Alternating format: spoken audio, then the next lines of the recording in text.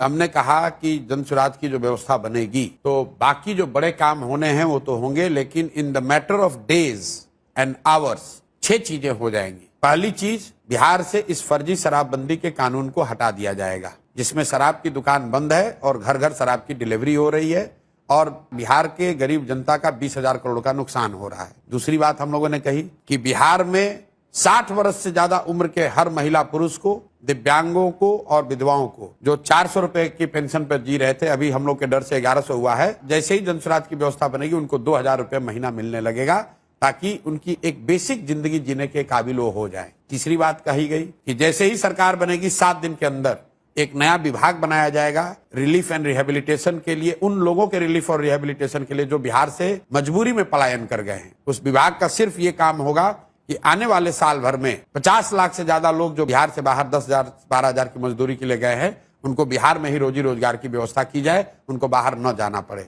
चौथा काम ये किया जाएगा, जिस गांव में भी सरकारी विद्यालय की हालत खराब है वहां गरीब लोगों को ये सुविधा दे दी जाएगी कि जब तक सरकारी विद्यालय आपका नहीं सुधरता है, आप अपने बच्चे को अपने इलाके के प्राइवेट स्कूल में भेजिए, उसका फीस सरकार भरेगी। पांचवा चीज ये किया जाएगा कि जो लोग भी खेती कर रहे हैं, जो लोग भी खाने वाली खेती से कमाने वाली खेती में मूव करेंगे, मतलब जो धान गेहूं ज्वार बाजरे की खेती को छोड़कर कैश क्रॉप की खेती में जाएंगे, उनको मनरेगा के तहत मजदूर मुफ्त कर दिए जाएंगे। और छठवीं और अंतिम बात, जितने भी लोग यहाँ पर रोजी रोजगार करना चाहते हैं, जो महिलाएं हैं, युवा हैं, उसको हम लोग भीख नहीं देना चाहते हैं। उसको ये कहते हैं कि आप कर्ज लीजिए,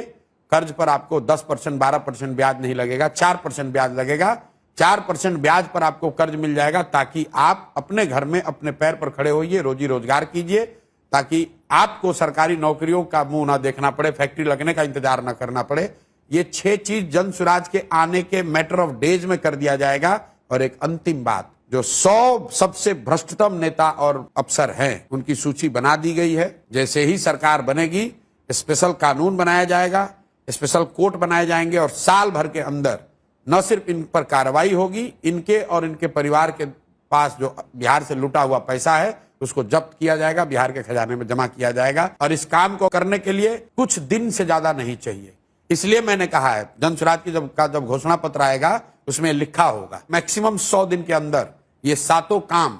नहीं हम लोगों ने कंप्लीट किया तो 100 दिन के बाद इस सरकार को इस्तीफा दे देना होगा। आप जो ये घोषणा पत्र का पहला घोषणा होगा। मैं आपके चैनल पे पहली बार कह रहा हूं, किसी को बहुत बड़ी बात है कि हम लोग 5 साल हम लोग रिप्ले करेंगे। बिल्कुल 100 दिन के अंदर अगर ये 7 काम आपको नहीं दिखेगा तो आप 5 साल मत इंतजार कीजिए, 2 साल इंतजार मत कीजिए, 100 दिन के अंदर इस सरकार को इस्तीफा दिलवा दीजिए।